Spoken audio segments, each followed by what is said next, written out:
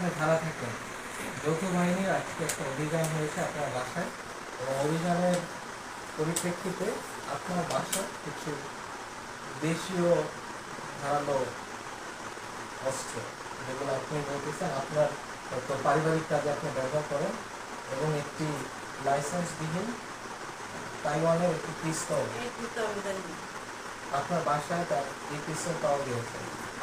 আপনার না যে কারোই হোক, আপনার বাসায় পাওয়া গিয়েছে, এবং এখানে কিছু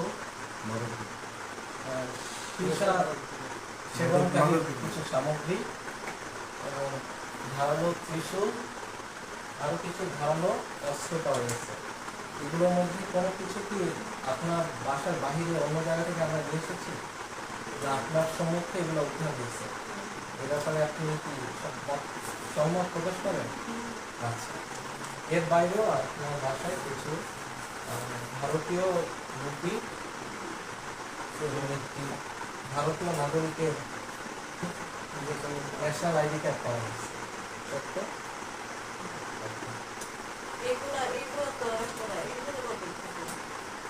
ঠিক আছে, ঠিক আছে,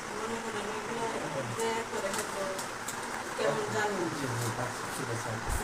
এবং এই পিস্তল আপনার বাসা থেকে উদ্ধার হয়েছে, যে পিস্তলটা কত, এই অভিযান চলাকালীন সময় যৌথ বাহিনীর কোনো সদস্যকে আপনার উপর কোনো শারীরিক এবং মানসিকভাবে আপনাকে লাঞ্ছিত করেছে, এবং আপনার বাসায় গচ্ছিত যে স্বর্ণ মুদ্রা এবং অর্থ যাচ্ছিল সেটাকে আপনি সঠিকভাবে বুঝায় পাইছেন?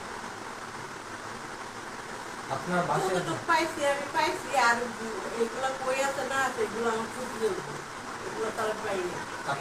আপনার হাতে যে টাকা আমরা খোঁজাখুঁজির জন্য যেটা নিয়েছিলাম সেটা কি আপনাকে ফেরত দিচ্ছি? সেটা ফেরত পাইছেন? ওকে। এই মুহূর্তে অভিযান শেষে আপনার কাছে আপনার বাড়ি হতে একটা অবৈধ লাইসেন্সবিহীন অস্ত্র উদ্ধার হয়েছে, সেটা যেটা আপনার কাছ